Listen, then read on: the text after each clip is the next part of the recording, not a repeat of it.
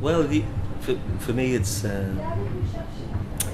not a problem at all because the music that Olivier has written is in conjunction with a traditional instruments, an arrangement of a Breton Bagad. So its tradition is very Celtic in origin. Also, I'm a Celt too. My mother's Irish. I lived in Ireland for many years, and now I live in Brittany. I have a Breton wife, so I have very strong cultural attachment to Celtic peoples and culture. And for me, I live in Brittany since I am very young, and I'm born in Paris, but I'm living in Brittany from every time. And this piece is the first I wrote for traditional instruments. I don't know at all this kind of music, traditional music. Sometimes I can listen to, but I'm not involved at all in Celtic tradition musical. And the idea with this piece is to use this instrument to make it sound slightly different in some kind of the music I do more. I don't know why, between contemporary music and repetitive music and I don't know, minimalist, maximalist. And it makes sense that this kind of festival open the gates to bring things very different to listen, escape from the traditional music. It's the starting point, but the point where we arrive, it's far from the tradition, but it comes from. No, I don't go to many festivals. There is not so much. Every village has its festivals, obviously, in the summer. But if I'm passing through, I'll stop because it's outside. Generally, the music is outside, so it creates a special ambience, which is beautiful, to have this. But it's not something I would listen to. For me, it's not so much for listening pleasure. It's more to create energy and also in a deeper level. The songs, I do not speak Breton, and my French is not so good, so I cannot really appreciate the deep profoundness of that some of these songs go to.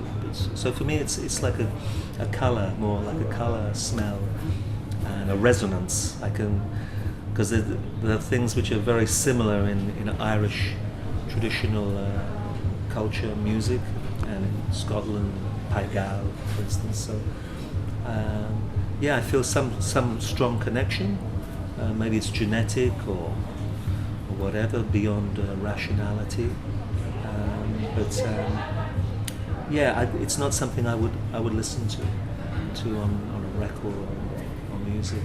I think it exists best in a festival situation, and we always do the dancing with the family for Christmas. We end up in a circle. Yeah. That becomes a Greek sataki. It's because there's many traditions that do circle dancing. So me neither. I'm not involved in festivals kind of thing. My brother is playing clarinet in traditional things like that, so sometimes I heard him playing. But the main thing is with the sound of the Bagad, not only the Brittany but Scottish Bagad. It's each time I heard that, it makes me something very powerful, emotional. It takes me very strongly. And I don't know why, it's something very physical and it was very emotional, and it's the reason why I want to work with. But the only traditional music I listen sometimes is the Brazilian music and the Javanese music, Balinese music I like a lot. But in Brittany traditional, I'm not very. I don't know so much, and it's not what moves me the more. The idea is what is to write a kind of hymn, anti-nationalism anti-regionalism, anti-borders, anti-frontier, something to, but not in a way to kill the identity, the deep identity of the places. It's not a question to say that everybody is the same each time. The singularity are very important, and it makes us very more strong if we can feel our singularity. But I think the idea of having a band traditionally used for regionalism is the best way to give this message of opening gates of a world, widest world, and the people of the Bagad follow me a lot on that subject, and I am very happy because it's the first time for them, even if they are doing very different things, but they are doing things with Cuba, for example, so they are very open and not very close-minded on Brittany music, and so it was the perfect people to follow this team. I'm actively pro-Palestine, for instance. I'm supporter of the BDS movement, and I do a lot online to make people aware of what's happening in Palestine, Middle East.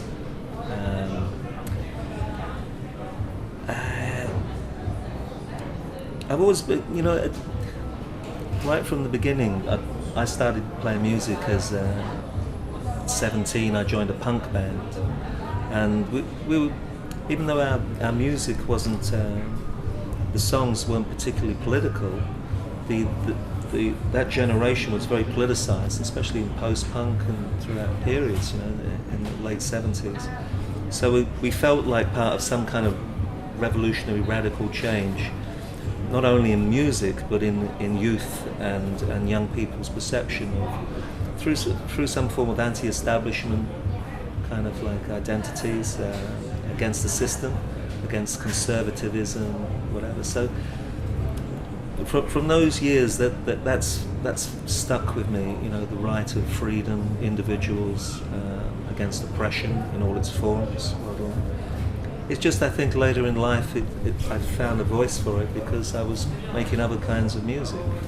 But I became more reflective in the last decade or so, 10 years, and seeing the world change at a very crucial time. These are very, very almost dark times, and important times for the planet, as well as for things like questions like migration. And a project like No Land is perfect, really, because it kind of asks that it interests itself with those things like tribalism, identity, what is freedom, because Olivier uses beautiful analogies, allegory of the birds and how nature and animals they don't mark out land and divide it up and defend it with their lives to kill. They just move nomadically like people's used to, naturally migrate. So it's that dichotomy between urbanization and rural peoples, people who migrate and travel. The history of my family is one of migration. My family on my father's side were French Huguenots who came after the Edict of Nantes to London. And I've emigrated to New Zealand when I was young. My whole history is one of movement. So I can identify with the allegory in No Land, with the birds, the seasons changing in life. And that's made me stronger and have a wider world vision of an understanding of different cultures and people, but through traveling. So yeah, the next album won't be political, I can assure you.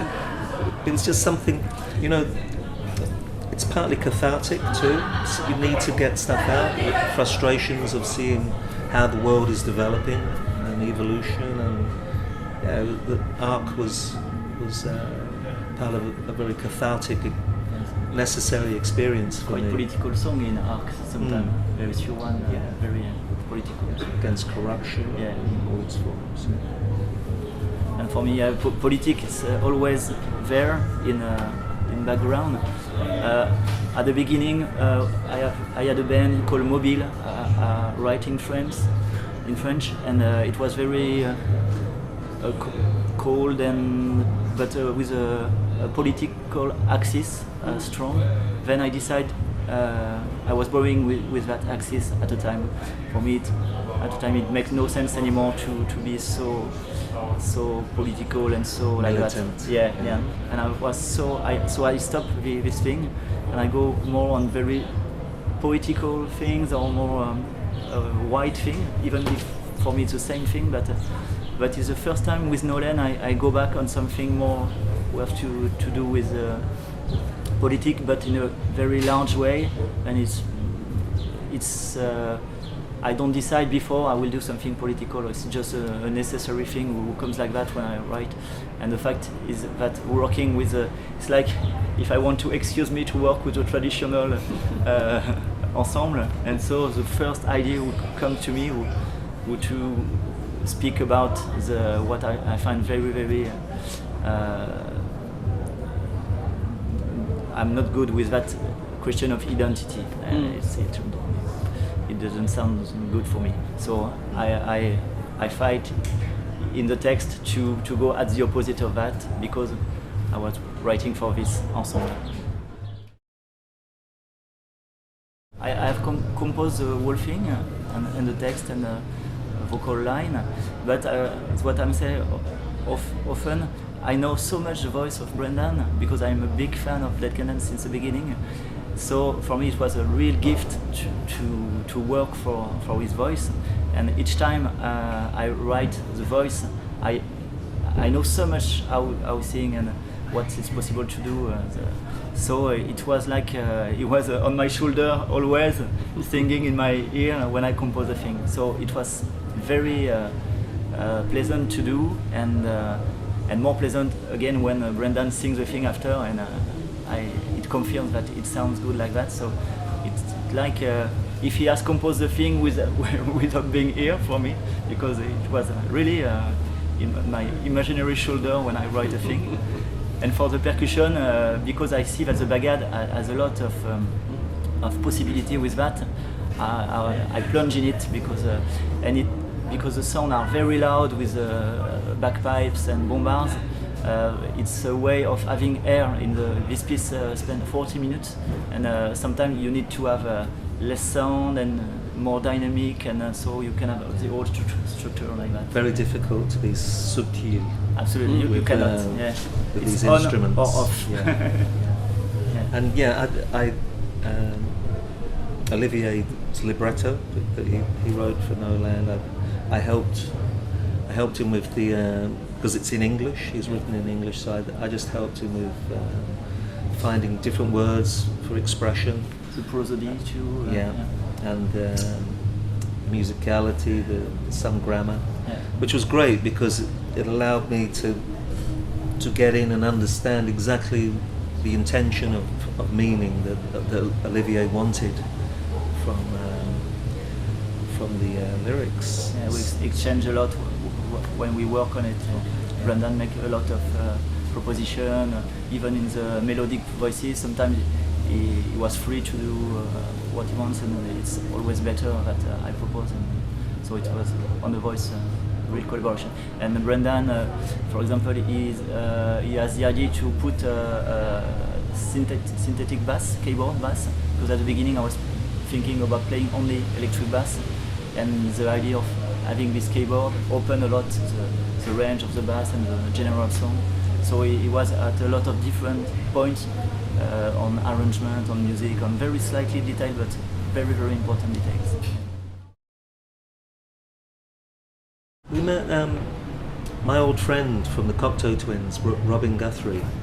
He's lived in France for many years now. He married a Breton woman like myself, and we kept in touch, and he lives not far from me. I went to a New Year's hogmanay.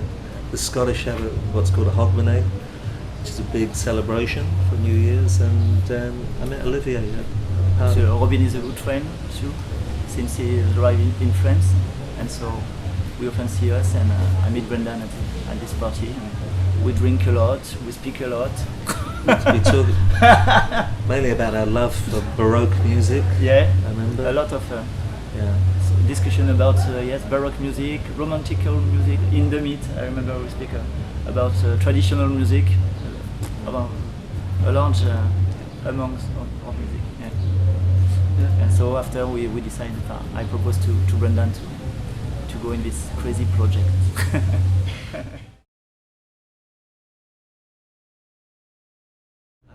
I listen a lot of different things. The last things I listen a lot is a Norwegian band called the White Birch. I like a lot this band. The 3 last albums were wonderful. I'm listening a lot Blonde Redhead, for example. It's an influence for my solo project Mellano is Escape. It's in that kind of pop, sophisticated pop with melodic and very noisy sometimes, electric. And I like things like Mia, M-I-A, something like that, more electronic, tribal, 3 different things like that. Very different things. Yeah. I'm listening to a lot of Anatolian music from Turkey, traditional Anatolian music. I've started to get more into playing this family of instruments that they're long-necked lutes, like sazes, the Turkish saz, and also the Greek bouzouki, which I played quite a bit on the last Decadence album as well. This family of instruments, but I'm kind of getting more into atonal kind of musics at the moment because I'm working on a project which is a reimagination of ancient musics, and it's like it's in a sense you're reinventing music scale, trying to push it not too far to make it totally atonal, but to have very, very subtle sense of almost like archaeology, like archaic music, a new music but old, because you're using ancient instruments. But it's hard to describe, but I'm trying to invoke something which is in the spirit of Dionysus in the music, something that's very bacchanalian with percussion and string instruments and wind instruments, but kind of wilder, and no solo singing voice, but quiet choral voices, kind of in the tradition of, say, Bulgarian voices, Thracian, very closed harmonies. So I've been listening to a lot of music from this region for reference and inspiration. We'll continue, I think, till we're no longer in our wheelchairs or whatever. No, because the music's in our blood, myself and Lisa's blood. It's a Celtic thing, I guess. Durant. It's just music of life, you know. I can't imagine living without music or eating something, evoking a sound resonance from objects or poetry.